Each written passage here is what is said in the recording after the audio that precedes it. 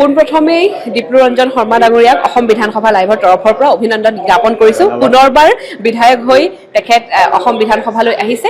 বহু প্ৰত্যাশিত মুখ্যমন্ত্ৰী ডক্টৰ হিমন্ত বিশ্ব শৰ্মাই পূৰ্বতে যি কৈ আছিলে, যিখন ইউনিফৰ্ম চিভিল কোড, যিখন UCC বিলখন ইতিমধ্যেই সদনত উত্থাপন হৈছে। কি ক'ব এই প্ৰসংগত? নিশ্চিতভাৱে প্ৰথমতেতো ব্যক্তিগতভাৱে আমাৰ কাৰণে এটা বিশেষ দিন, এটা ঐতিহাসিক ক্ষণৰ আমি সাক্ষী হ'ব পাৰিছোঁ। আৰু দৰাচলতে এখন সমতাৰ বিল, এখন ইকুৱেলিটিৰ বিল। আৰু মই দেখিছোঁ যে বিলখন উত্থাপন হোৱাৰ আগে পিছে বিৰোধী পক্ষ বা কিছু সংখ্যকে যিটো ৰিয়েকশ্যন দিছে, তেওঁলোক আচলতে নাৰী বিৰোধী আৰু তেওঁলোকে সমতা বিৰোধী।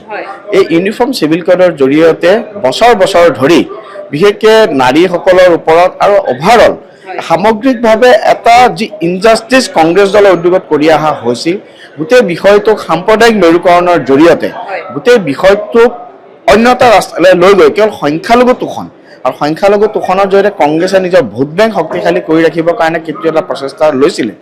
এই প্ৰচেষ্টাৰ বিপক্ষে মাননীয় মুখ্যমন্ত্ৰী ডক্টৰ হিমন্ত বিশ্ব শৰ্মা ডাঙৰীয়াৰ এটা সাহসী আৰু দূৰদৃষ্টি সম্পন্ন এই পদক্ষেপ।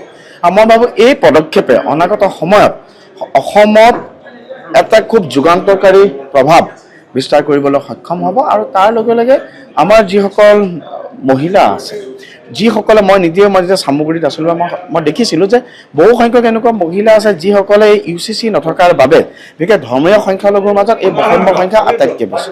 গতিকে অনাগত সময়ত মহিলাসকল সামগ্ৰিকভাৱে কিন্তু বিশেষভাৱে সংখ্যালঘু মহিলাসকল এই ক্ষেত্ৰত অধিক উপকৃত হ'ব। মই সেইকাৰণে সংখ্যালঘু মহিলাসকলক অনুৰোধ জনাম, কোনো ধৰণৰ প্ৰলোভন কংগ্ৰেছ বা অন্যান্য তথাকথিত ধৰ্মনিৰপেক্ষ ৰাজনৈতিক দলসমূহৰ এনেকুৱা ধৰণৰ মিছা কথাত আপোনালোক ভুল নাযাব। খুব সাহসিকতাৰে সৈতে এই বিলখন সামগ্ৰিকভাৱে আমাৰ মহিলাসকলৰ বাবে ইকুৱেলিটিৰ বাবে সকলোকে এই বিলখনৰ কাৰণে মাননীয় মুখ্যমন্ত্ৰী মহোদয় অসম চৰকাৰ সমৰ্থন কৰিবৰ বাবে মই অনুৰোধ জনাইছোঁ। হয়, ইয়াৰ পূৰ্বতে আমি দেখিছোঁ সংখ্যালঘু সম্প্ৰদায়ৰ মহিলাসকলেও কিন্তু বহু বিবাহ নিষিদ্ধকৰণ যিখন আইন, সেইখন কিন্তু তেওঁলোকেও সমৰ্থন কৰিছে।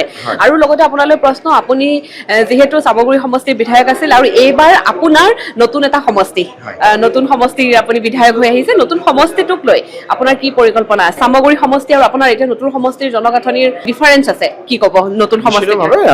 মই যদি চাওঁ 35 নং যি নতুন গুৱাহাটী বিধানসভা সমষ্টি, অসমৰ এক অন্যতম ঐতিহ্যমণ্ডিত আৰু অভিজাত সমষ্টি।